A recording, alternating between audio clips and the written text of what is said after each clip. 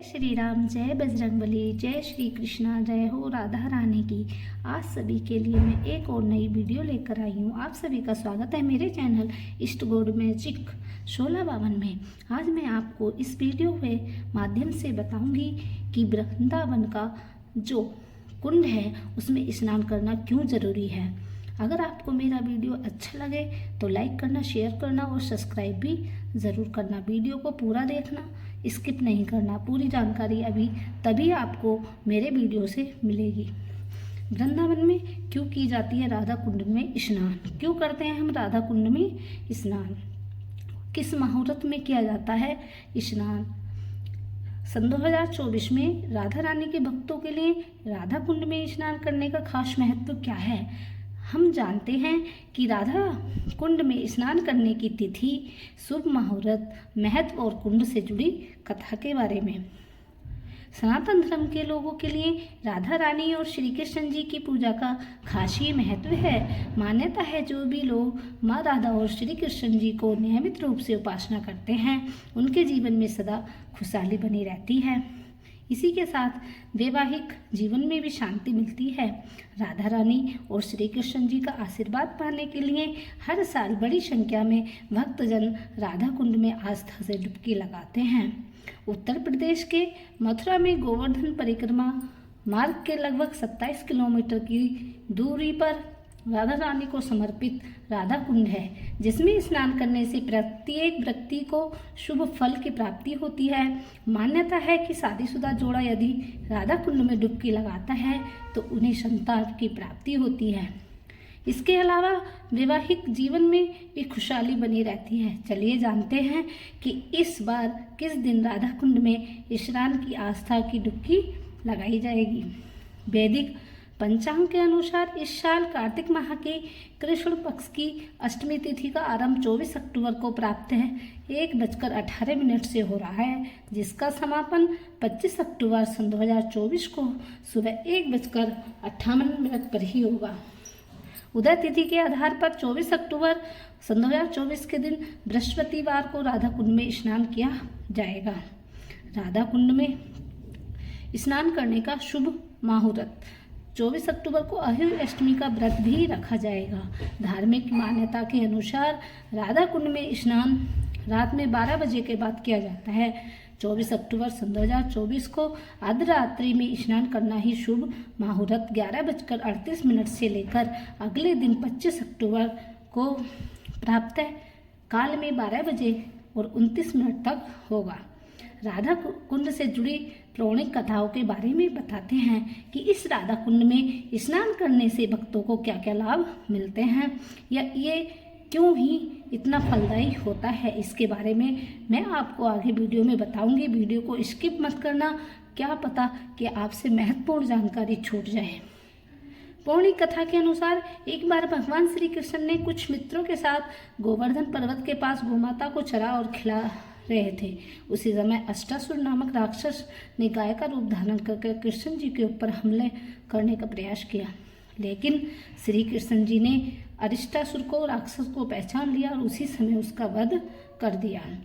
अरिष्टासुर राक्षस ने गाय का रूप धारण करके ही श्री कृष्ण जी पर हमला किया था, इसलिए श्री कृष्ण को गो हत्या का पाप लगा। पाप का प्रायश्चित करने के लिए श्री कृष्ण जी ने गोवर्धन पर्वत के पास अपनी बांसुरी से एक कुंड का निर्माण किया और उसने में स्नान किया। जिस स्थान पर श्री कृष्ण ने कुंड का निर्माण किया था, ठीक उसी के पास राधा जी ने अपने कंगन से एक कुंड बनाकर उसमें स्नान किया, जिससे अब राधा कुंड के नाम से जाना जाता है।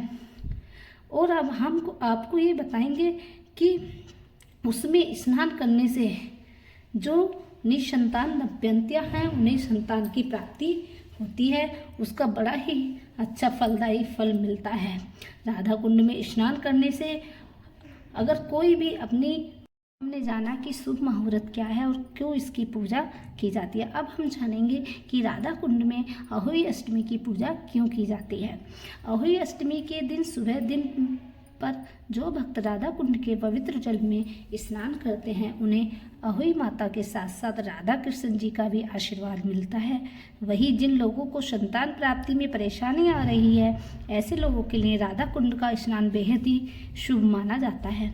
ऐसी मान्यता है कि अहोई अष्टमी के दिन जो कपल स्नान करने यहाँ आते हैं उन्हें संतान की प्राप्ति होती है। जिन दिन दंपतियों की मनोकामना पूरी होती है वे अपने बच्चों को लेकर यहाँ आते हैं और सुबह राधा कुंड में उन्हें स्नान कराकर उनका मुंडन कराते हैं। अहोई अष्टमी में स्नान के लिए राधा कुंड श्याम कुंड का धार्मिक महत्व पुराणों में भी बताया गया है। पुराने समय में राधा कुंड को अरिष्टासुर नामक राक्षस का नगर अरिष्टवन के नाम से भी जाना जाता था। ये राक्षस काफ़ी शक्तिशाली था।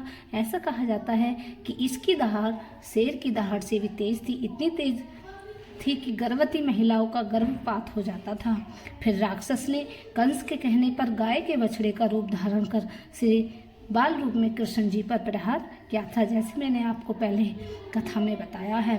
कृष्ण ये कहा जाता है कि अगर कोई भी माता को बहुत दिन से संतान प्राप्त नहीं हो रही है, एक बार इस राधा कुंड में स्नान करके देख लो कैसे आपको संतान की प्राप्ति हो जाती है, कैसे उसका फल मिलता है। क्योंकि कृष्ण जी और राधा जी साक्षात रूप में अपने भक्त की रक्षा करने के लिए आ जाते हैं।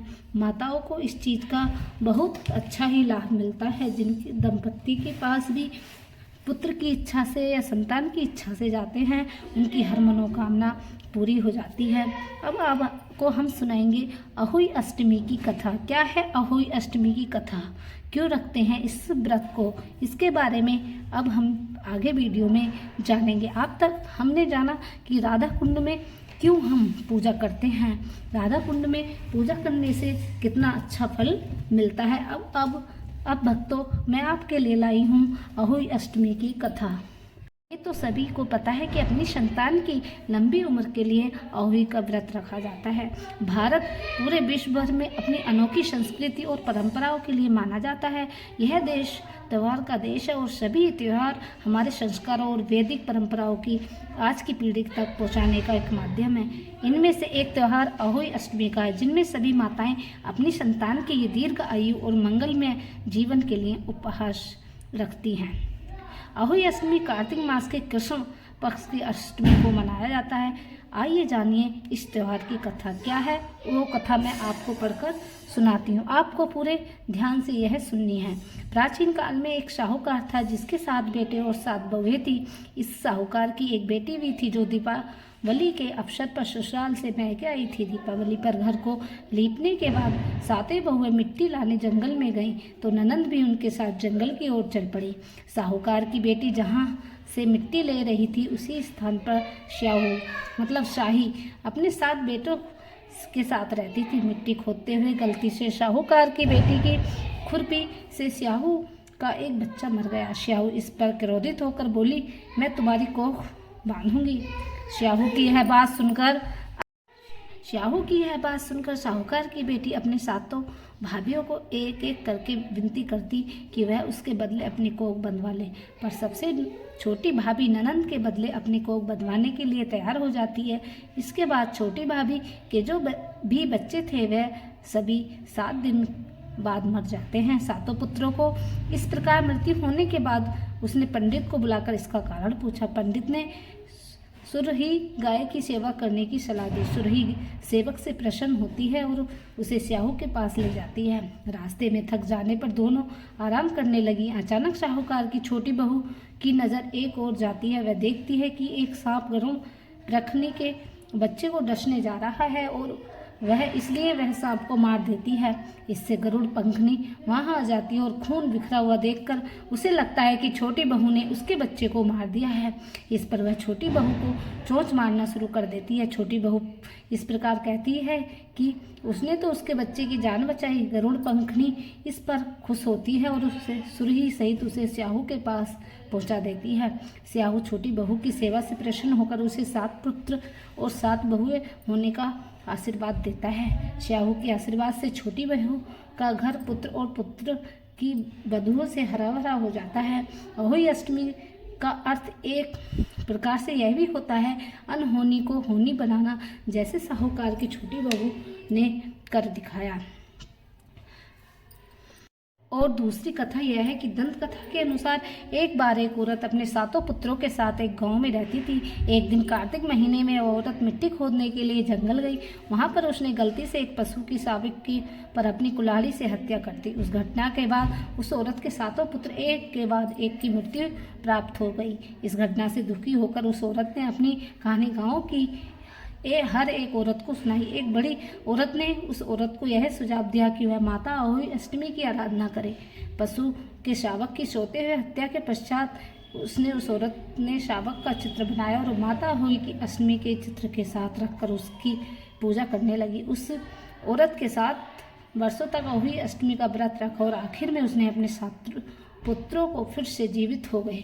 अहोई अष्टमी के व्रत का महत्व जान लेने के बाद आपको कैसा लगा कमेंट बॉक्स में ज़रूर लिखिए। अगर आपको मेरी वीडियो ये अच्छी लगती है तो आप कमेंट करके ज़रूर बताइए। जय अहोई अष्टमी कमेंट बॉक्स में ज़रूर लिखिए। जय अहोई अष्टमी। अपने पुत्र की रक्षा के लिए, अनहोनी से बचाने के लिए इस व्रत को रखा जाता है। यही मान्यता हिंदू धर्म में है। जय अहोई अष्टमी।